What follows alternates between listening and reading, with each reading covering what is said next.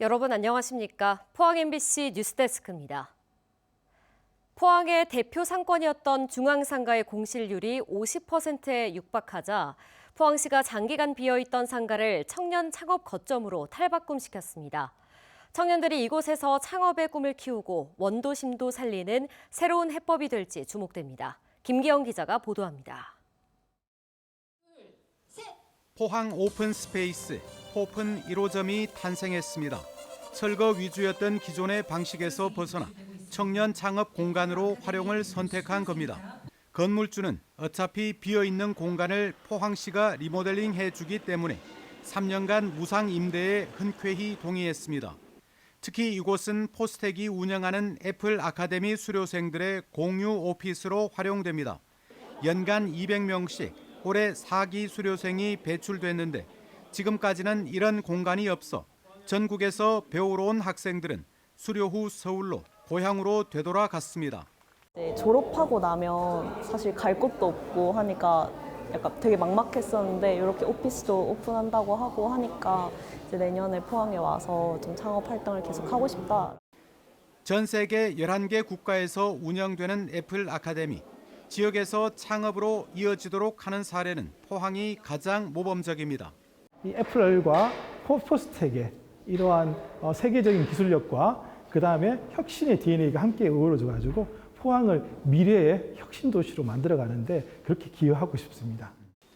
포항시는 다른 도시에서 전입하는 청년 창업가에게 천원 주택을 제공해 주거 걱정까지 덜어줄 방침입니다. 적은 주거 비용으로 도심에서 거주하면서 이러한 스타트업이나 창업이나 이러한 활동을 해 나감으로써 우리 구도심을 청년들이 다시 살려나가고 포항시는 앞으로 문예 창작 지원, 2차 전지 등 신산업 교육 공간으로 빈상가 활용 방안을 점차 넓혀갈 계획입니다. MBC 뉴스 김기영입니다. 지난달 20일 포스코 포항제철소에서 발생한 가스 중독 사고로 병원에서 치료를 받던 50대 용역업체 직원이 오늘 새벽 사고 한 달여 만에 숨졌습니다. 이에 따라 이번 사고로 숨진 피해자는 2명으로 늘었습니다. 이번 사고는 지난달 20일 포항제철소 스테인리스 스틸 4제강 공장에서 슬러지 청소를 하던 용역업체 직원 2명과 현장에 있던 40대 포스코 직원 1명이 유해가스를 마셔 중태에 빠졌고 출동한 포스코 소방대원 3명도 구조작업 중 유해가스를 흡입한 것으로 알려졌습니다. 전국 철도노조가 내일 오전 9시부터 무기한 총파업을 예고했습니다. 철도노조는 정부가 성과급 100% 정상화가 아닌 90% 기준을 제시함에 따라 임금 교섭 잠정 합의가 파기됐다면서 정부의 입장 변화가 없다면 총파업에 돌입하겠다고 밝혔습니다. 파업 시 한국철도공사 대구본부는 평시 대비 KTX는 66.6%, 새마을호와 무궁화호는 각각 57%, 54%, 대경선은 76% 수준으로 열차가 운행될 것으로 전망했습니다. 지난 금요일 대구에서는 집 없이 홀로 세상을 떠나간 무위탁 빈민들을 기리기 위한 추모제가 열렸습니다. 지역에서도 홀로 임종을 맞는 무연고 사망이 해마다 크게 늘고 있습니다. 손은민 기자의 보도입니다.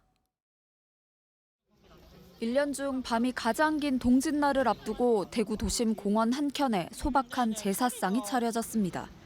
떡과 과일, 나물 몇 개 올린 상에 위패 수십 개와 얼굴 없는 영정사진 하나. 사람들이 그 앞에 서서 묵념합니다. 이렇게 인사하는 사람도 인사를 받는 쪽도 홈리스, 쪽방이나 거리에서 홀로 살아가던 이들입니다. 저 이름 중에 사실은 내가 있을 수도 있다. 나이가 많거나 아프거나 이러가 일을 못하게 되면 노숙이나 쪽방으로 나올 수밖에 없거든요. 대구 쪽방 상담소와 반빈곤 네트워크가 올해도 홈리스 추모제를 열었습니다. 거리에서 홀로 생을 마감한 이들을 기리고 팥죽 한 그릇 나누며 고인들과 비슷한 처지인 홈리스의 현실을 알리기 위해서입니다. 존엄한 죽음을 애도할 시간 없이 이제 쓸쓸히 혼자 돌아가시는 그런 실태가 있기 때문에 이런 추모제로 저희가 그분들을 기억하려 합니다. 가족, 사회와 단절된 채 극빈의 상황에서 홀로 죽음을 맞는 이들이 해마다 늘고 있습니다. 올해 대구 지역 무연고 사망자는 357명. 처음 300명대를 기록한 지난해보다 50명 더 많아졌고 5년 새에 2배 늘었습니다. 시민단체는 무연고 사망자 3명 가운데 1명꼴로 홈리스 주민인 걸로 보고 있습니다.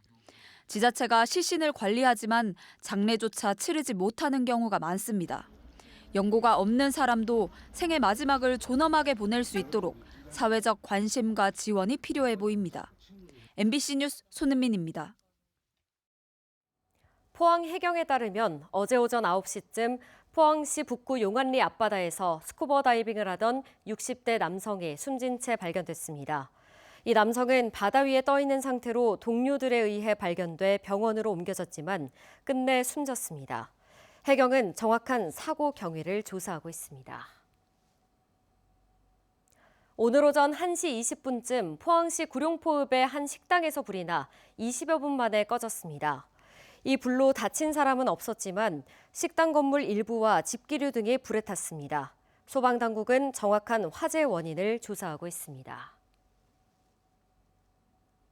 경주에서 에이펙 정상회의가 열린 이후 관광과 문화 분야에서 성과가 나타나고 있습니다. 세계 88개 나라가 속한 국제관광기구인 아시아태평양 관광협회가 내년 연차 총회를 경주와 포항에서 열기로 한 데 이어 세계 경주 포럼과 문화예술축제 등 국제문화행사가 잇따라 개최될 예정입니다. 윤태호 기자가 취재했습니다. 아시아태평양 관광협회 파타는 88개 나라의 800여 개 회원사를 보유한 세계 최대 규모의 국제관광기구입니다. 해마다 주요 회원국에서 연차 총회를 개최하는데 내년 총회는 경주와 포항에서 분산 개최하기로 결정했습니다. 경상북도는 경주시와 포항시, 경북문화관광공사와 함께 에이펙 개최 도시를 부각해 유치에 성공했습니다. 지난 1979년 서울 총회 때 경주에서 워크숍을 연 적은 있지만 오롯이 행사를 여는 건 이번이 처음입니다. 경상북도, 경주시, 포항시와 긴밀한 협력 아래 성공적 개최를 위해서 최선을 노력을 다하겠습니다. 내년에 우리 경주, 포항에서 아주 준비를 잘해서 성공적인 파타의 인연을 47년만 다시 이어가도록 하겠습니다. 무엇보다 에이펙 이후 첫 국제 행사일 뿐만 아니라 포스트 에이펙의 핵심인 관광을 주제로 한 최고 의사결정 총회라는 점에서 의미가 크다고 평가합니다. 경상북도는 과거와 현재 그리고 미래의 지속 가능성이 조화를 이루는 특별한 지역입니다. 2025년 에이펙 정상회의에 이어 내년 파타 연차 총회를 통해 경상북도를 세계 속에 널리 알려 경상북도가 세계 10대 관광지로 도약할 수 있도록 최선을. 에이펙 의제 가운데 하나였던 문화를 주제로 한 국제 행사도 잇따라 열립니다. 국비 20억 원이 반영된 세계 경주 포럼과 국제 문화 예술 축제인 신라 위크가 내년에 경주에서 열릴 예정입니다. 한국관광공사에 따르면 경주 에이펙을 전후한 한 달간 경주를 찾은 외지 방문객은 589만 6천여 명으로 1년 전보다 무려 110만 명 늘었습니다. 국립경주박물관과 황남빵 매장, 황리단길 등 에이펙 기간 화제가 된 곳은 인기몰이 중입니다. 경상북도는 국제 행사 외에도 에이펙을 소재로 한 다양한 관광 상품을 개발해 에이펙 특수를 살려나갈 계획입니다. MBC 뉴스 윤태호입니다. 한 시민단체가 12.3 내란 관련 혐의로 기소된 정치인들에게 명예시민증을 수여하기로 한 경주시와 시의회의 결정을 강하게 규탄했습니다. 복지 전문 시민단체인 우리복지시민연합은 오늘 성명을 내고 이번 결정은 민주주의 가치를 훼손하고 헌법을 파괴한 내란 혐의자를 두둔하는 것으로 경주 시민을 모독하는 처사라며 시민증 수여 결정 철회를 촉구했습니다. 단체는 또 내란을 계란으로 희화화한 고위 공무원에 대한 징계와 시민에게 욕설과 폭언을 한 시의원들의 공개 사과와 사퇴를 요구했습니다.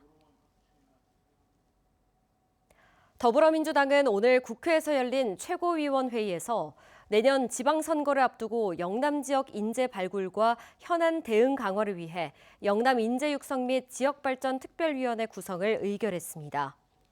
위원장은 김해 지역구 4선 민홍철 의원이 맡고 경북도당 위원장 임미애 의원을 비롯해 김태선 의원과 변성환 부산시당 위원장, 허소 대구시당 위원장이 위원으로 참여합니다. 특위는 영남 지역의 중장기 정책 과제와 인재 육성 방안을 중심으로 활동할 계획입니다.